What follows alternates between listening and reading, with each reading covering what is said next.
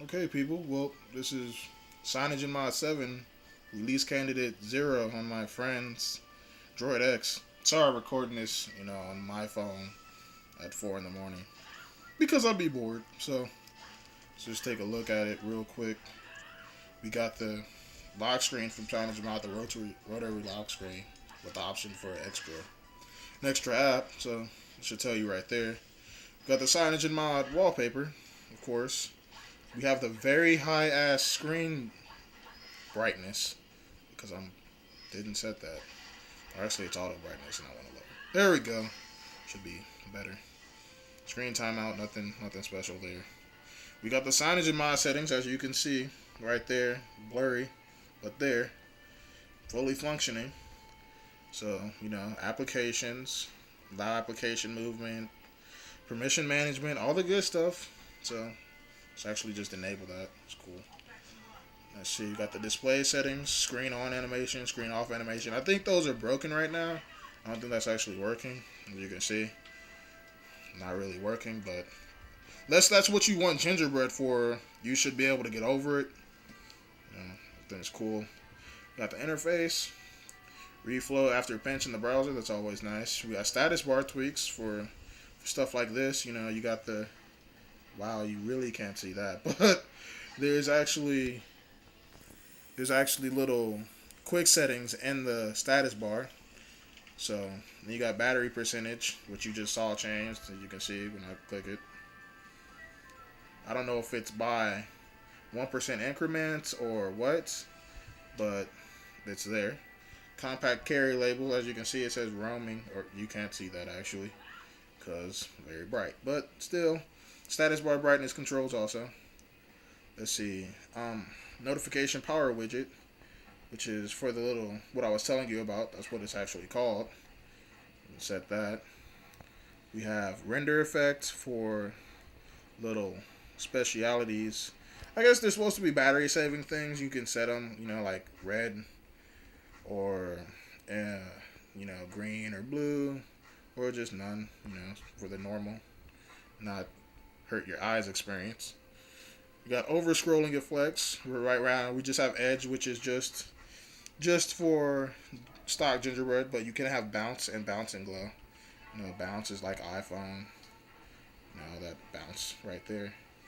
And of course, you have bounce and glow, which is it bounces and it glows. Special. And how much you want it set to.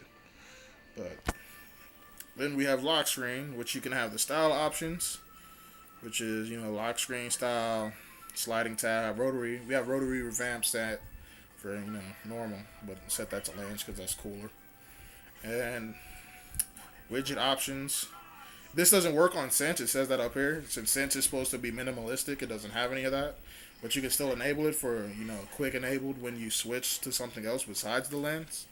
Of course, you have unlock options like the menu unlock, quick unlock, and disable the unlock slider. Lock screen gestures, which is actually pretty cool. Draw a gesture on your lock screen. It unlocks that app. Kind of like in Sense 3.0, but, less RAM hoggy, and intrusive. So, screen timeout delays. That's actually for your screen can turn off, but it won't actually lock, so you can just tap it and it will go back into being, it'll turn back on to where you were. Of course, we have performance settings. Dragons ahead. This is for advanced users. Don't fuck with shit if you don't know what it is. Yada yada yada.